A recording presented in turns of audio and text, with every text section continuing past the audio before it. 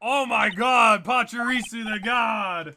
The God Slayer himself! Yeah, no, that was freaking wild!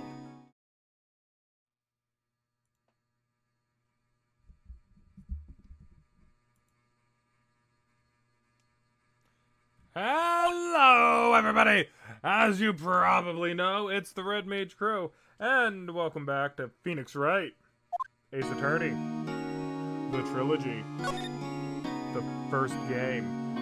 Anyways, so we basically talked about a little bit of E3 in the previous video, whatever you want to call it, really. And if anything, the audio was kind of small, so I'm a little bit closer to the mic, and it's probably going to be too loud this time, maybe, I don't know.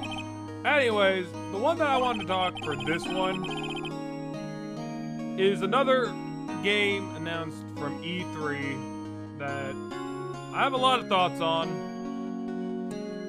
and it's Pokemon Sword and Shield. Now, if anything, I love Pokemon. I love Pokemon just as much as I love my Final Fantasy. I love my RPGs. I've always been RPG eccentric ever since that was the one game that I could play, Final Fantasy VII that is. Ever since that I could beat that game, and the rest of my family didn't, it made me feel so accomplished whenever I played that. So I kind of, stepped up on the RPG genre because that was the one that I was really good at. So, when I got a Game Boy Color for the first time, I was so confused because I didn't have a game to play with it.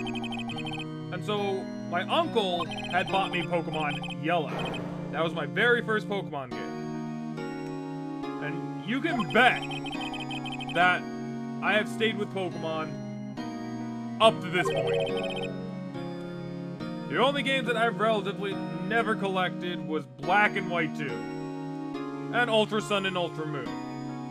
The remakes are kind of meh for me because I've already played through the game, and I just never liked Black and White.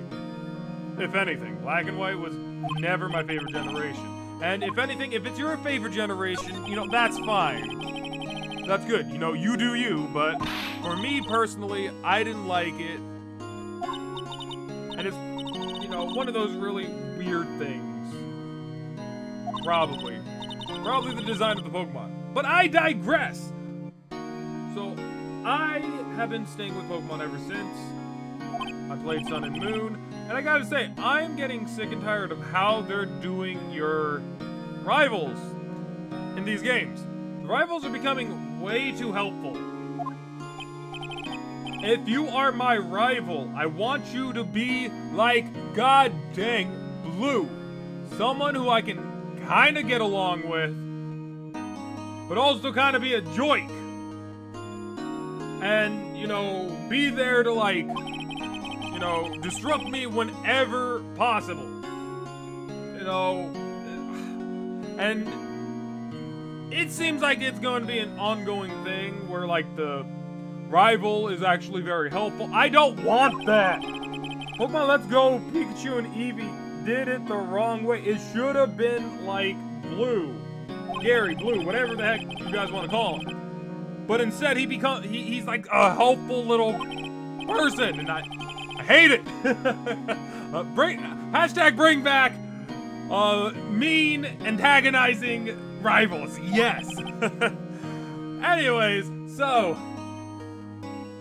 the thing that they're doing is that they're basically leaving out the national dex of this game, in which a lot of the Pokemon are looking good. I like it. But a lot of people are upset over the fact that the national dex is not going to be in the game. However, people are still going to buy it and whatnot. Because it's a Pokemon game, we all like Pokemon. Even if we complain about it, we're going to buy it, we're going to try it. Except me with Let's Go Pokemon, Eevee, and Pikachu, I am not touching that. Ever! Anyways, so yeah, National Dex is going to be gone. I can see why a couple of people are upset. All these Pokemon that basically you had raised, loved, cared for, and maybe even be your favorite Pokemon are not going to be in the next Pokemon game. I can understand that. Like, I like my Gallade.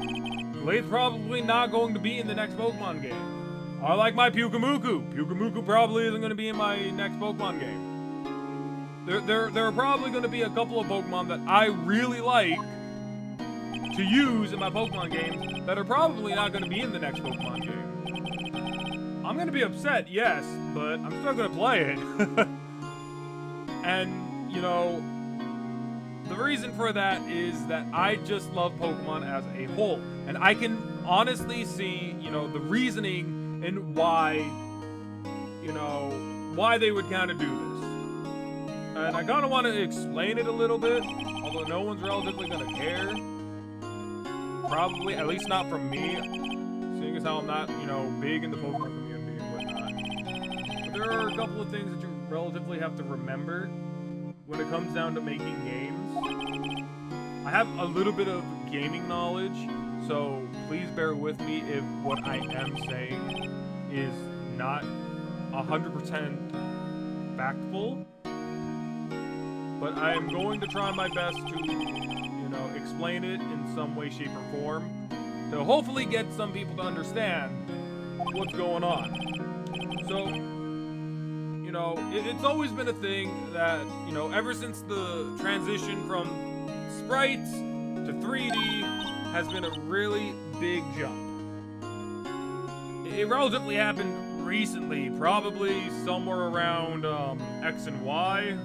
If not a little bit sooner than that, maybe like a generation before.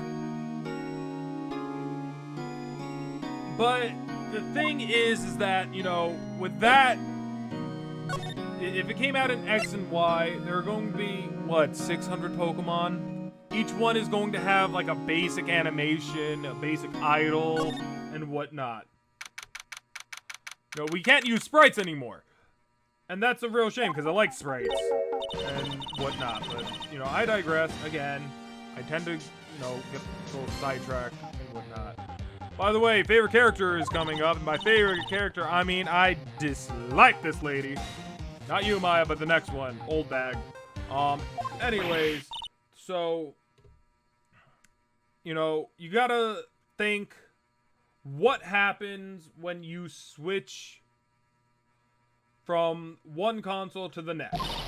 Well, one, they're probably going to be using a new engine, an engine that's more powerful than the engine that they basically had. And by engine, I mean the thing, the program that they use in order to make the game. So like sprites, you know, the 3D models, the everything probably will run on a different engine. And you know, when you make a model for a specific engine, it doesn't easily transfer over to the next engine.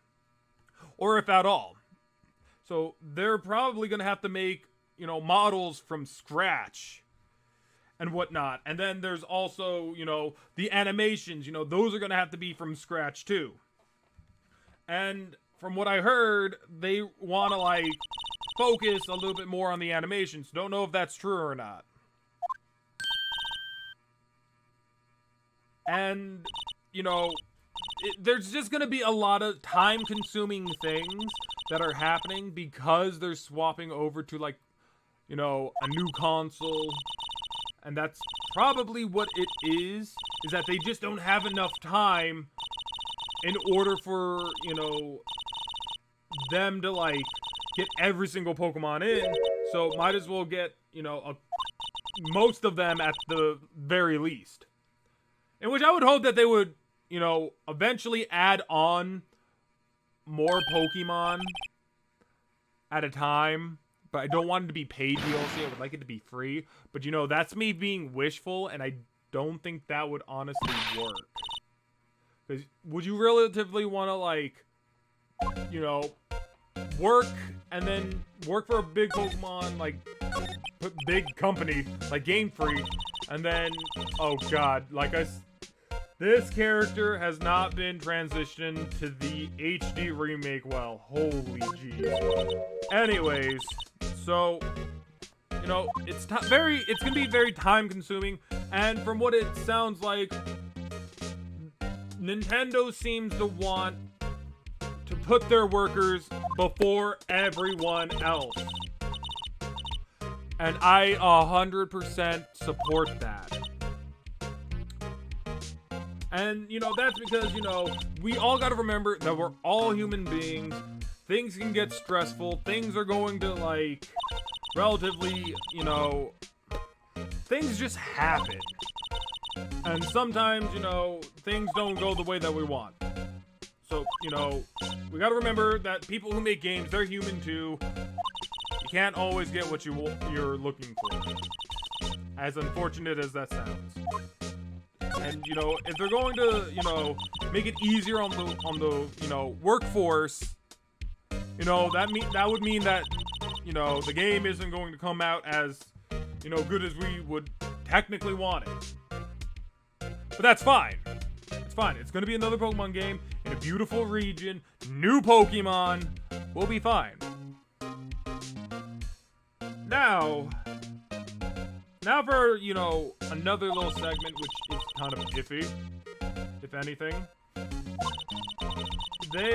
I've heard, I haven't looked into this, but they're trying to balance out the game by leaving certain Pokemon out. And while, yes, that sounds like, to me, it sounds a little bit dumb in a way.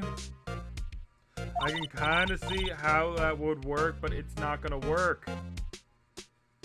Here's the thing, right? So they want to, change the meta. They want to make, the game, a more wide variety. The only thing is that there's gonna be that one Pokemon that they're making that's going to be incredibly overpowered, that they don't have any balancing for, and it's going to be on every single Pokemon team. My sister's boyfriend looked up the meta, but everybody's using in Pokemon Let's Go Eevee and Pikachu, and Meltang is on every single team, as well as a couple of other Pokemon. There's just gonna be that one team that works so much better than everything else. And no one's gonna play anything other than it unless, you're looking to break the meta. In which, that's what I try to do. I don't like, using all the overused stuff and whatnot. So I don't know exactly how they're gonna balance it. Especially when, they're saying that they're balancing, Pokemon by not leaving them out, but then we look a little bit back at Gengar. Gengar had Levitate. He was a really big problem, and then they nerfed him by giving him Cursed Body.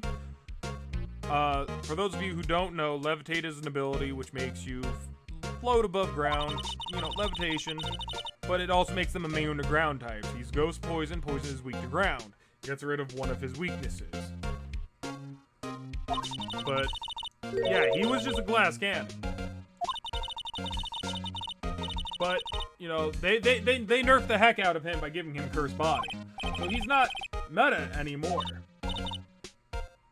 And while they could do this to every single Pokemon, imagine all the coding, all the details that they would have to, put in, all the careful consideration that they would have to do in order to change a lot of Pokemon's abilities, and probably stat-wise, because they did that too back in, X and Y. With, Pidgeot, whatever you want to call him, who, I think they gave him a lot more special attack in order to make him more special attack orientated for Hurricane.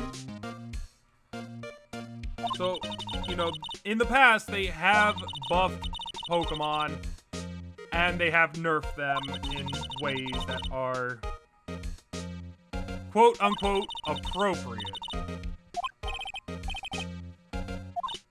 But the thing is that they can't do this with over 1,000 Pokemon. 1,000! Over 1,000 Pokemon. That is just crazy, and it's ludicrous. To even remotely think that you can balance that many Pokemon, to balance that many characters in a game. if anything, like, I say to heck with it. The meta's already so screwed up as it is. And it's not a bad thing. Like, if anything, like that one time where Pachirisu, like, was like, oh my god, Pachirisu the god slayer himself. Yeah, no, that was freaking wild. Took a Draco meteor to the face and ate a citrus berry right after. Those are the days I live for, people. But yeah, no, it just baffles me a little bit, but altogether I understand. I understand, you know, why they would go with some choices. I don't necessarily understand when it comes to some, but if anything, I'm trying to look at it from a somewhat logical point of view. And, you know, sometimes that helps, sometimes it doesn't. What is going on with my Fire Emblem game? Holy jeez, guys, like, it's just like lighting up my phone. Anyways. You know, speaking of Fire Emblem, I don't know if I'm gonna like Three Houses. I didn't like freaking the one with Corrin.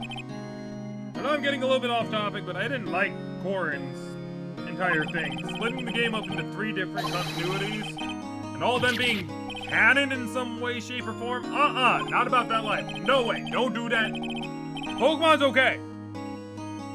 Because it's relatively the exact same thing, but with different Pokemon. But when the entire story is going to be different, and you expect me to play all 3 games in order to get a clear grasp of what's going on? Nuh-uh, man! Ain't doing it. Oh, and another thing. The legendary Pokemon, they need work. I like the Shield one. The Shield one's actually okay. This little freaking scruff on the freaking chest area is a freaking shield. I love it. It's a fresh doggo. They freaking, with the other one, they looked at freaking Dark Souls for inspiration and made Sith. You couldn't make him have sword hands. You couldn't make his claws like sword. You couldn't make his tail a sword. You couldn't be like creative and maybe like made his body into a sword? Come on, Game Freak. I have a problem with these Pokemon that have tools that they are kind of born with. Quote unquote born, because it's an in-game thing and no one knows how the freaking lore goes. For all we know is they're probably born without it. Look at Timber. He fights with a freaking piece of wood and he's born with it in the games. And then he becomes Girder and he has a steel beam. And then he evolves into Conkeldurr and then he has the concrete slabs. I don't understand. Stop making these Pokemon like that. It makes me think that they're born with these things. Also, if that freaking dog thing sword isn't called Excalibur, I don't want to talk to you, Game Freak.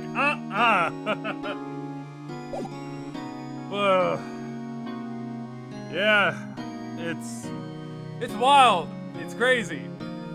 Also, hey, you know what? Leave me down below. Who's gonna be your starter if you're gonna get the game? Is it gonna be Grookey, Sobble, or Scorbunny?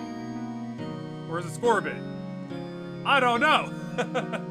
I would think it would be Scorbit. Scorbit kind of sounds a little bit cool. Like, you know, Sorbert Ice Cream. I like it. Oh, that would be a good nickname for that Pokemon, too. Kind of. Maybe.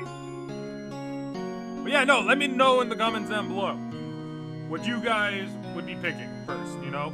I love multiple comments. Do it. I love them. But we're getting relatively close to where we're going to have to end. If it's not actually right now, let's make it right now. So I want to thank you all very so much for watching. I hope you all enjoyed. And I'll see you all in the next recording. See ya!